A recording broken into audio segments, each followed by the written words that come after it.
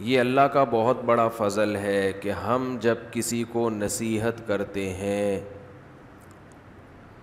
اس کی زندگی میں سدھار پیدا کرنے کی کوشش کرتے ہیں، تو اس کے لیے ہمارے پاس اللہ کا کلام اور اللہ کے رسول، اللہ کے سفیر، اللہ کے نمائندے کا کلام موجود ہوتا ہے۔ وہ بھی حقیقت میں اللہ ہی کا کلام ہے، لیکن جو مذہب کو نہیں مانتے ان کے پاس نصیحت کے لیے شیکسپیئر کی باتیں ہوں گی، سائنسدانوں کی باتیں ہوں گی، بہت سے جو موٹیویشنل اسپیکر ابھی ہیں یا ماضی میں گزرے ہیں ان کے اقوال پیش کیے جاتے ہیں کہ فلاں نے یہ فرمایا، فلاں نے یہ فرمایا۔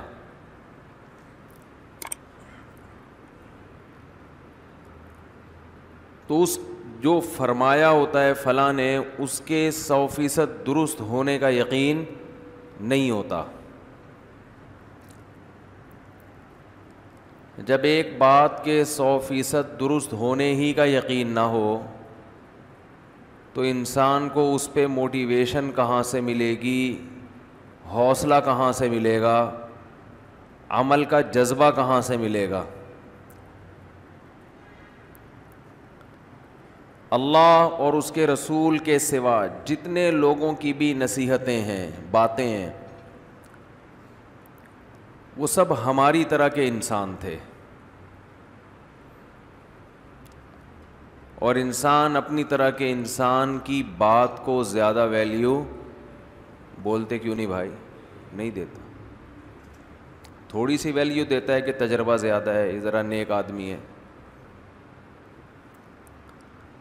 اور مسلمان علماء کے جو ارشادات ہیں وہ بھی حقیقت میں قرآن و سنت ہی کا نچوڑ ہوتے ہیں، لہذا عوام ان کو بھی فالو کرتی ہے کہ یہ اپنی طرف سے نہیں کہہ رہے بلکہ قرآن و سنت ہی سے انہوں نے اخذ کیا ہے۔ یہ سہولت، نصیحت کا یہ انداز آپ کو اسلام کے علاوہ کہیں اور نہیں ملے گا۔ وہ سائنسدانوں کے حوالے دے رہے ہوتے ہیں، وہ ڈاکٹروں کے حوالے دے رہے ہوتے ہیں کہ ڈاکٹر صاحب نے یہ فرمایا۔ انسان کہتا ہے ہو سکتا ہے صحیح فرمایا ہو، ورنہ ڈاکٹر کا کوئی بھروسہ ہے کس وقت کچھ بھی فرما دے؟ کیا خیال ہے بھائی؟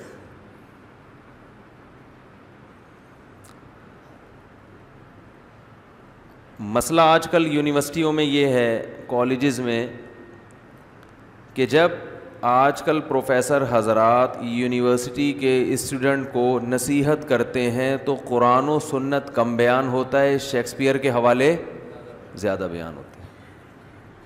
وہ سمجھتے ہیں شیکسپیئر کوئی بہت بڑی فلم تھا۔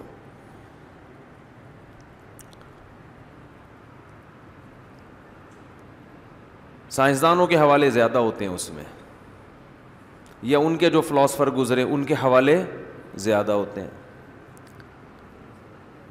ان کو تھوڑی سی شرم آتی ہے شاید اللہ رسول کے حوالے پیش کرتے ہوئے۔ شرم اس لیے آتی ہے کہ مولویت کی چھاپ لگ جائے گی، طلبہ کہیں گے ہمارے پروفیسر صاحب تو لگتا ہے سروزہ لگا کے نئے نئے آئے ہیں، آج بڑا اللہ رسول بیان کر رہے ہیں، یہ لگتا ہے کہ سروزہ لگا کے نئے نئے آئے ہیں۔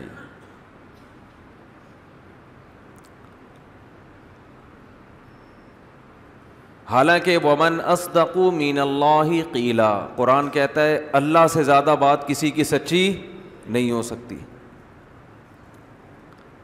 یہ حوالے دیتے کیوں ہیں دوسروں کے؟ دینا جائز ہے، منع نہیں ہے کہ اگر آپ کسی غیر مسلم کا حوالہ دے دیں، اس کا قول پیش کر دیں اور وہ قول صحیح ہو تو کوئی حرج نہیں ہے اس میں، لیکن یہ ہو کیوں رہا ہے؟ ایک تو یہ شو کرنے کے لیے کہ ہم لبرل لوگ ہیں، ہم مولوی، نہ ہم مولوی ہیں نہ مولوی ٹائپ کے ہیں، ٹھیک ہے نا؟ نہ تو ہم مولوی ہیں اور نہ مولوی ٹائپ کے, ہم تو پڑھے لکھے لوگ ہیں, ایجوکیٹڈ لوگ ہیں, یہ شو کرنا مقصد ہوتا ہے. دوسرا ایک ذہن میں یہ بھی ہوتا ہے کہ اگر اللہ رسول کے اقوال یہ واقعی کامیابی کا ذریعہ ہوتے تو پھر مولوی لوگ کامیاب ہوتے ہیں نا, یہ مذہبی لوگ تو ناکام ہیں دنیا میں ہیں بھائی. تو حوالے ان کے پیش کرو جو کیا ہیں, کامیاب ہیں. کیا ہو گیا بھائی, جتنے اسلامی جو ملک مولوی ہیں وہ بھی ناکام. سعودی عرب ایک مولوی آج کل جو مولوی کا ایک تصور ہے بھائی, سعودی عرب کیا ہے, شو تو یہی کرتا ہے نا میں اسلامی, تو اسلامی اور مولوی لوگوں نے ایک ہی چیز بنا دی ہے. پاکستان تو بہت بڑا ملا ہے حقیقت, کیونکہ پاکستان کے تو آئین میں یہ بات ہے, سب سے پہلی شقی یہی ہے کہ حاکم اعلیٰ کون ہے, اللہ ہے. وزیر اعظم بھی اصل حاکم نہیں, صدر بھی اصل حاکم نہیں, چیف آف آرمی اسٹاف بھی اصل حاکم نہیں, اصل حاکم کون ہے, اللہ ہے. تو یہ تو شروع ہی کہاں سے ہو رہا ہے, مولوی پنے کی انتہا کر دی کہ نہیں کر دی. آواز گونج رہی ہے, آپ تھوڑا سا لبرل بن جائیں نا. یہ تو مولویوں والے کام کیا آپ نے, اسپیکر تو ایسے مولاناؤں کے مائک ہوتے ہیں, تھوڑا لبرل جو ٹائپ کے لوگ ہوتے ہیں ان کے تو بڑا خاندانی قسم کے مائک رکھے ہوئے ہوتے ہیں. میری آواز گونج کے میرے کانوں میں آ رہی ہے. تو پاکستان تو پھر ملائیت کی انتہا کو پہنچا ہوا ہے. آئین میں ہے کہ قرآن و سنت کے خلاف کوئی قانون نہیں بنے گا. وہ الگ بات ہے کہ جو غلط قانون بنانا ہوتا ہے قرآن سنت کی چھاپ لگا کے اس کو چلا دیتے ہیں, لیکن بہرحال بیس تو اچھی ہے نا. نام کا حصہ ہے اسلامی جمہوری پاکستان, اسلام نام میں شامل ہے.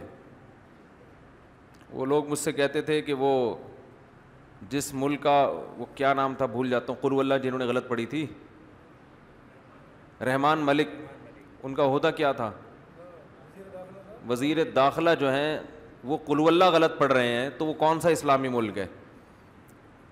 تو میں نے ان سے کہا کہ اسلامی ملک ہے تبھی وزیر داخلہ جس کو قل اللہ نہیں بھی آتی پڑھنے پر مجبور ہے وہ, ورنہ اس کو کیا ضرورت ہی پڑھتا. منفی سوچو گے نا تو ہمیشہ الٹا سوچتے رہو گے. ہمارے ہاں ایک بہت بڑا فالٹ یہ ہے کہ کبھی سیدھا سوچنے میں خوشی نہیں محسوس ہوتی, الٹا ہمیشہ کیا کریں گے, سوچیں گے. ملک کے منفی پہلو نکالیں گے, شخصیتوں کے منفی پہلو. بھائی دو پہلو نکلتے ہیں, اچھا بھی نکال سکتے اور برا بھی. تو اچھا پہلو نکال لو, گورنمنٹ کی طرف سے کوئی پابندی تھوڑی ہے اس پہ, خوش بھی ہو جاؤ گے, خون بڑھ جائے گا, صحت بھی اچھی ہو جائے گی, اللہ بھی خوش ہو جائے گا کہ بدگمان نہیں ہوتا, اچھا پہلو تلاش کرتا ہے. منفی پہلو تلاش کرو گے اللہ بھی ناراض, کہ اللہ کو نیگیٹیوٹی پسند ہے, نفرتیں بھی پھیلیں گی, ملک کے خلاف دشمنی بھی پھیلے گی جس سے اپنا ہی نقصان ہوگا, اور صحت بھی خراب ہوگی, ہر وقت کڑتا رہے گا بھائی یہ کیا ہو رہا ہے بھائی. بلڈ پریشر کا مریض بن جائے گا تھوڑے دنوں میں. اچھا سوچو. تو مجھے کہنے لگے کہ ملک کا وزیر داخلہ جس کو قل اللہ پڑھنی نہیں آتی, آپ ممبر پہ بیٹھ کے اس ملک کو ڈیفائن کرتے ہو کہ وہ کیا ہے, اسلامی کنٹری. میں نے کہا یہی تو اسلامی ہونے کی علامت ہے, خاندانی ہونے کی علامت ہے. قل اللہ نہیں بھی آتی پھر بھی پڑھو, یہ اسلامی ملک ہے, یہ لبرل نہیں ہے کہ ایسے ہی چلا دیں گے تمہیں, تمہارے باپ کو بھی پڑھنی پڑے گی. ٹھیک ہے نا, آج غلط پڑھی آئندہ سیکھ کے آنا. تو اور رحمان ملک سے بھی مجھے کوئی بدگمانی نہیں ہوئی, نہیں آتی, کوشش تو کی نا, وہ کنی کترا کے نکل جاتا, بھائی مجھے نہیں آتی. چلو یار, جتنی دو لفظ تو آ گئے نا. تو میرا مزاج یہ ہے کہ ایسے موقع پہ کوئی غلط پڑھ رہا ہو تو ہنسنا نہیں چاہیے اس کے اوپر, یہ غلط بات ہے, اس کی اصلاح کرنی چاہیے. تو خیر, تو یونیورسٹیوں میں جو لڑکوں کو بتایا جاتا ہے نا صحابہ کے اقوال, عام بہت سے پروفیسر بتاتے بھی ہیں, ایسا نہیں ہے کہ سارے ایک جیسے ہوتے ہیں, لیکن یہ جو ٹرینڈ چل نکلا ہے نا ہمارے ہاں, سائنسدانوں کو زیادہ ویلیو دی جا رہی ہے, اللہ رسول کو بولو کم. اب تو گھروں سے بھی نکل گئے. ماں باپ اپنے بچوں کو بھی نہیں بتا رہے ہوتے بیٹے نبی کا یہ فرمان ہے, نبی نے یوں فرمایا, غیبت نہیں کرتے, نبی ہے. وہ سمجھتے ہیں کہ نہیں بھائی انگلش تھوڑے سے انگریز جو موٹیویشنل اسپیکر ہیں یا انگریزوں کے جو فلاسفر گزرے ہیں یا اسکالر گزرے ہیں ان کے نام لو تو بچہ بھی کہے گا ابا کو پڑھے لکھے ہیں. تو پہلی وجہ تو یہ ہے لوگ یہ کام اس لیے کرتے ہیں تاکہ ملائیت کی چھاپ بولو نہ لگے, لوگ یہ نہ کہیں کہ یا تو یہ مولوی ہے یا مولانا پن کا لک آ رہا ہے تھوڑا سا. دوسرا مسئلہ یہ کہ اس لیے ان کے اقوال پیش نہیں کیے جاتے کہ اگر یہ ان کے قول پر, ان کی نصیحتوں پر عمل کرنے سے کامیابی ان کو نہیں ملی تو ہمیں کہاں سے ملے گی. دنیا کا سب سے ناکام ترین طبقہ کون سا کہلاتا ہے؟ جو مذہب کو فالو کرتا ہے. ناکام ترین کنٹریز وہ ہیں جو مذہب کو فالو کرتے ہیں. جو جتنا آزاد ہوگا اتنا ترقی کرے گا. ملیشیا کو دیکھ لو آپ, بہت سی چیزیں ملیشیا میں بڑی خاندانی ہیں, مانتا ہوں بہت زبردست کچھ چیزیں ہم سے بہت اچھی ہیں ملیشیا میں, لیکن فیملی سسٹم بولو تباہ ہو گیا. انہوں نے اپنی عورتوں کو گھروں سے نکال دیا. ہر لڑکی جاب کر رہی ہے, ہر لڑکی کا بوائے فرینڈ, کچھ بچی بھی ہوں گی, لیکن majority boy friend girl friend کا جو کلچر ہے جو بالکل اسلام کے اگینسٹ ہے وہ معاشرے میں پھیل چکا ہے. اپنی مضبوط فوج نہیں بنائی. قرآن کا حکم ہے نا فوج بناؤ, اعدوا لهم ما استطعتم من قوہ, باطل کے خلاف جتنی قوت اکٹھی کر سکتے ہو کرو. من تعلم الرمی ثم نسی لیس منا کما قال صلی اللہ علیہ وسلم, جس نے تیر اندازی سیکھی اور بھول گیا ہم میں سے نہیں ہے. لوگوں کو یہ تو یاد ہے قرآن بھولنے کا کیا عذاب ہوتا ہے. بھائی اسلحہ چلانا سیکھا بھول گئے تو بھی عذاب ہے. جو مذہب آپ کو دشمن کے خلاف طاقت اختیار کرنے کا حکم دیتا ہے اور وہ یہ کہہ رہا ہے کہ اسلحہ بھول گئے تو ہماری امت میں سے نہیں ہو, تو اتنی معاشی ترقی کے باوجود کوئی پاورفل آرمی بولتے کیوں نہیں ہے. تو بہت سی چیزیں ان میں وہ ہیں جو لبرل لوگوں کی ہوتی ہیں, اس کا صلہ ان کو یہ ملا کہ معاشی ترقی اپنے عروج پر پہنچی ہے. پابندیاں نہیں ہیں جو ہمارے اوپر ہیں, اس میں اس قوم کی اپنی محنت کا بھی دخل ہے, ان کے حکمرانوں کی محنت کا بھی دخل ہے, اپنی قوم کے ساتھ خیرخواہی کا بھی دخل ہے, لیکن وہ بین الاقوامی پابندیاں ان پر نہیں ہیں جو پابندیاں ہم پر ہیں. کیوں ابھی تک ہم اتنے لبرل ہوئے نہیں جتنے وہ ہو چکے ہیں. ہم ابھی تک وہاں تک نہیں, ہماری عورتوں میں میجورٹی اب بھی گھروں میں رہتی ہے. ان بڑی طاقتوں کا مطالبہ ہے کہ ان کو گھروں سے نکالو. سمجھتے ہو گے نہیں سمجھتے؟ کچھ چند چیزیں ہیں. دیکھو میں ایک ٹیکنیکل بات کرتا ہوں پھر ہم اصل موضوع کی طرف آتا ہوں. پہلے وہ اصل موضوع بھول نہ جاؤں, وہ اس کو گچی سے ایک دفعہ مضبوطی سے پکڑ لینا ورنہ وہ پھر رہ جاتا ہے. تو وہ موضوع یہ چل رہا ہے کہ اسکولوں میں اللہ رسول کا نام کم لیا جا رہا ہے, گوروں کا نام زیادہ لیا جا رہا ہے. اس کی ایک وجہ مذہب کی چھاپ نہ لگے, دوسری وجہ بچے کہیں گے کہ یہ اگر اتنے سمجھدار لوگ ہوتے تو یہ کامیاب ہوتے, نہ اسلامی کنٹریز کامیاب ہیں. میں نے لبرل لوگوں میں اٹھتا بیٹھتا ہوں تو وہ صرف اس مسلمانوں کو گالیاں نہیں دیتے, مسلم کنٹریز کو بھی اسی طرح گالیاں دیتے ہیں. وہ ان کو بھی ایسے ہی برا بلا کہتے ہیں, ان کے بھی عیب تلاش کرتے ہیں. تو ان کو مذہب سے ہی نفرت ہے کہ یہ گلا گھوٹ رہے ہیں لوگوں کا, جس میں سعودی عرب کا نام لیا جاتا ہے, پاکستان کا نام لیا جاتا ہے. ان دو کنٹریز کا تو بہت ہی زیادہ نام لیا جاتا ہے, باقی کنٹریز بھی ہیں لیکن وہ اتنے آگے نہیں ہیں. حالانکہ ان دو کنٹریز میں بہت سے مثبت پہلو ہیں, بہت سارے مثبت پہلو بھی ہیں, ان کا تذکرہ نہیں ہوتا.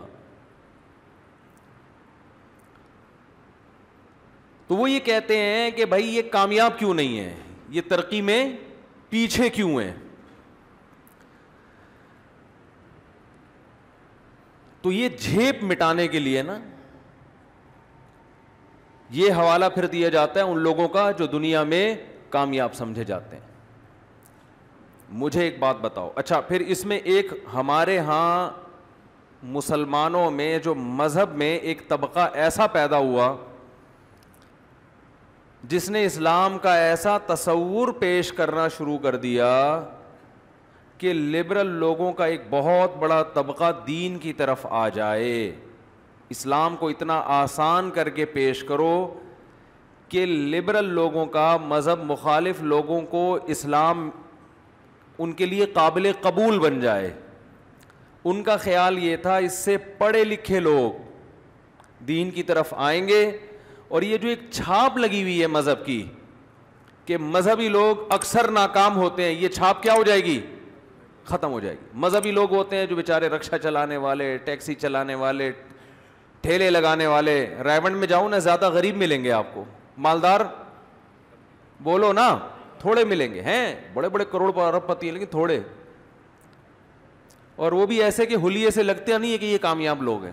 حلیہ ان کا بھی ایسا ہی ہوگا بیچاروں کا, شلوار آدھی پنڈلی تک ہوگی تو لگتا ہے یہ تو بیچارے کو شلوار پہننے کی تمیز نہیں ہے, ترقی کہاں سے کرے گا. یہ ذہن میں لوگوں کے ایک آتا ہے, جس کو شلوار پہننے کی تمیز نہیں ہے وہ ترقی کیا کرے گا.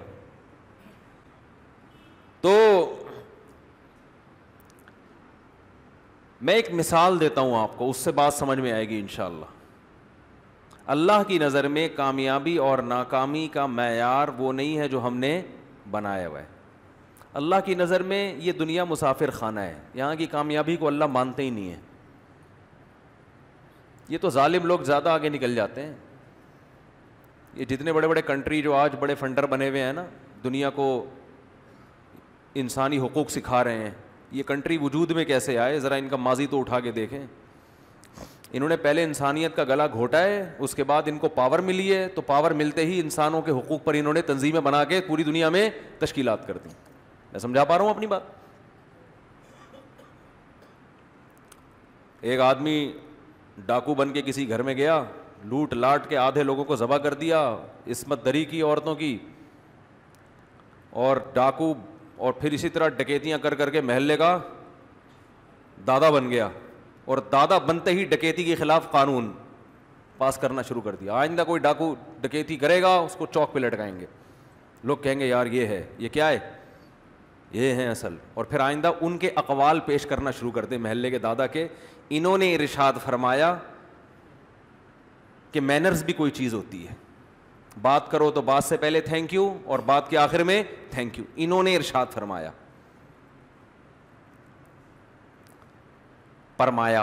وہ تھا نا, سنایا تھا نا میں نے ایک, چھوڑو ابھی نہیں سناؤں گا. تو یہ جتنے بڑی بڑی طاقتیں وجود میں آئی ہیں, ذرا آپ ان کا ماضی اٹھا کے دیکھو, کیا کچھ نہیں کیا انہوں نے. کل میں کہیں بیٹھا ہوا تھا, وہ کوئی ڈاکٹر تھے غالباً, تو وہ ایک واقعہ سنانے لگے کہ یہ ریسرچ تھی ان کی. وہ کالوں کے ملک میں رہتے ہیں نا, تو کالوں کو گوروں سے نفرت بہت زیادہ ہے. تو میں نے کہا یہ کیوں کالے, شکر ہے ہم سانولے ہیں, بیچ کے لوگ ہیں ہم لوگ, ورنہ ہم کالوں سے لڑائی افورڈ نہیں کر سکتے تھے. وہ کالے اور گوروں کی لڑائی ہے. تو وہ ساؤتھ افریقہ سے آئے تھے, کہہ رہے تھے وہاں مشہور ہے کہ گوروں نے ہم پہ بہت زیادہ ظلم کیے ہیں, تو اس لیے وہ کالوں کے دل میں گوروں کی ایسی نفرت بیٹھی ہے کہ وہ نکلنے کا نام نہیں لے رہی. اس میں ایک ظلم یہ بھی ہے, یہ اوپن ہارٹ سرجری کے لیے زندہ قیدیوں کو استعمال کیا جاتا تھا. میڈیکل سائنس نے جو ترقی کی ہے نا, آپ جائیں یوٹیوب پہ سرچ کر لیں, آپ کو مل جائیں گی ایسی رپورٹس, کچھ مستند رپورٹس بھی آپ کو مل جائیں گی کہ کس طرح جنگی قیدیوں کو تختہ مشق بنایا گیا ہے تحقیقات کے لیے. اسلام نے 1400 سال پہلے یہ حکم دیا تھا کہ جنگی قیدیوں کے ساتھ اچھا سلوک کرو، ان کے بارے میں قیامت میں تم سے سوال ہوگا. وَيُطْعِمُونَ الطَّعَامَ عَلَىٰ حُبِّهِ مِسْكِينًا وَيَتِيمًا وَأَسِيرًا. سورہ دہر مکہ میں نازل ہوئی ہے. اس وقت تو جنگی قیدی تھے ہی نہیں. مسلمانوں کے پاس تو جنگی قیدی مدینہ میں آئے ہیں نا جب لڑائیاں شروع ہوئی ہیں. مکہ میں تو جنگ بھی نہیں ہوئی اور قیدی بھی مسلمان خود قیدی تھے. جنگی قیدی تو بعد میں آئے ہیں. اور قرآن کہہ رہے نیک لوگوں کی علامت ہے کہ وہ ہماری محبت میں یتیموں کو، مسکینوں کو اور قیدیوں کو کھلاتے ہیں. بھوکا نہیں مارتے ان کو، بلکہ کھلانے کا انتظام کرتے ہیں ان کے لیے. لیکن بہت سی میڈیسن، بہت سے انجیکشن جو تجربوں کی بھیٹ، جن میں تجربوں کی بھیٹ چڑھایا ہے، وہ کس کو چڑھایا ہے؟ جنگی قیدیوں کو. آج لوگ کہتے ہیں ان قیدیوں کے حقوق بھی تو انہی لوگوں نے متعین کیے ہیں نا کہ قیدیوں کے ساتھ اچھا سلوک کرو. یونائٹڈ نیشن کے جو قوانین بنے ہیں تو کب کیے اور اس کی نگرانی کون کر رہا ہے؟ کیا اب بھی ہو رہے ہیں ان قیدیوں کے ساتھ اچھا؟ کیا کیوبا کی جیلوں میں لوگ ابھی تک نہیں پڑے ہوئے ان پنجروں کے اندر؟ کوئی ہے پرسان حال ان کا؟ کوئی ہے پوچھنے والا؟ تو ایسے ایسے قیدیوں پہ تجربے ہوئے کہ روح کانپ اٹھتی ہے انسان کی. کئی دن ان کو جگایا گیا، پھر کوئی میڈیسن کھلا کے تجربہ کیا گیا. زندہ انسان کو پکڑ کے اس کا کلیجہ، جیسے مینڈک پہ نہیں آپریشن ہوتے اس طرح. تو کامیابی سائنسی ترقی کو نہیں کہا جاتا، کامیابی معاشی ترقی کو نہیں کہا جاتا. اللہ کی نظر میں یہ کامیابی کی ڈیفینیشن ہے ہی نہیں. اسلام اس دنیا کو مسافر خانہ کہتا ہے، اور سفر کی راحت اور سفر کی ناکامی حقیقی راحت اور حقیقی ناکامی نہیں ہے. نوح علیہ السلام نے 950 سال تبلیغ کی ہے، جس کا رزلٹ تقریباً 0. کوئی بھی قوم میں ساتھ دینے والا نہیں تھا. آپ بظاہر اپنے ویژن میں ناکام ہو گئے. 40-50 لوگ آپ کے ساتھ ہوئے ہیں، لیکن قرآن ان 40-50 کو کامیاب کہہ رہا ہے اور ان لاکھوں کو، کروڑوں کو، بولو نا، ناکام کہہ رہا ہے. وجہ کیا ہے؟ کہ ان کا راستہ صحیح تھا. ایک صحابی کو مشرکین مکہ نے پکڑا. یہ مکہ یعنی ہجرت سے پہلے کا واقعہ ہے، اور قتل کا فیصلہ کیا. ایمان لے آئے تھے. تو انہوں نے کہا کہ جب مجھے قتل ہی کیا جا رہا ہے تو میں ذرا صاف ستھرا ہو کے اللہ کے پاس جاؤں. تو اس طرح منگوایا تاکہ اپنے جسم کے غیر ضروری بال کو صاف کر سکیں. مشرکین نے اتنی مہلت دے دی کہ چلو وہی ٹھیک ہے، پھانسی سے پہلے آخری خواہش تو پوری کی جاتی ہے نا. انہوں نے کہا چلو ٹھیک ہے، آپ اپنے جسم کے بال صاف کر لیں، غیر ضروری بال، نہائیں، غسل کریں، اللہ کے سامنے حاضری، آپ کے خیال کے مطابق اللہ کے سامنے حاضری دینی ہے آپ نے. اسی دوران ایک بچہ آ گیا ان کے پاس مشرکین کا. تو انہوں نے بچے کو پکڑ لیا. اب ان کے پاس ایک بہترین ہتھیار تھا کہ اس بچے کے گلے پہ چھری رکھ لیتے، لیکن انہوں نے چھوڑ دیا اس کو. یہ ان کا خیال تھا کہ بچے کو میں تختہ مشق نہیں بناؤں گا. تو مشرکین جب ان کو قتل کرنے کے لیے آگے بڑھے، دیکھو یہ کتنی بڑی ناکامی ہے نا، کیونکہ موت سے بڑی کوئی ناکامی ہو سکتی ہے؟ بولو نا، نہیں ہو سکتی. لیکن وہ شعر پڑھ رہے ہیں، فلست ابالی حین اقتل مسلما علی ای شق کان للہ مصرعی وذلک فی ذات الالہ وان یشاء یبارک علی اوصال شلو ممزعی. کہتے ہیں میری گردن جب کٹے گی تو مجھے اس کی پرواہ نہیں ہے کہ میں ادھر گرتا ہوں یا ادھر گرتا ہوں، کس جانب کو میں زمین پہ گرتا ہوں مجھے اس کی پرواہ نہیں ہے. بلکہ مجھے خوشی اس بات کی ہے کہ یہ معبود کی رضا میں ہو رہا ہے, اپنے خالق کو خوش کرنے کے لیے ہو رہا ہے, اور وہ خالق چاہے تو میری لاش کے کٹے ہوئے ٹکڑوں میں برکت پیدا کر دے, وہ یہی میرے لیے خیر و برکت کا ذریعہ بن جائے. فلست ابالی, کہتے ہیں مجھے کوئی پرواہ نہیں ہے.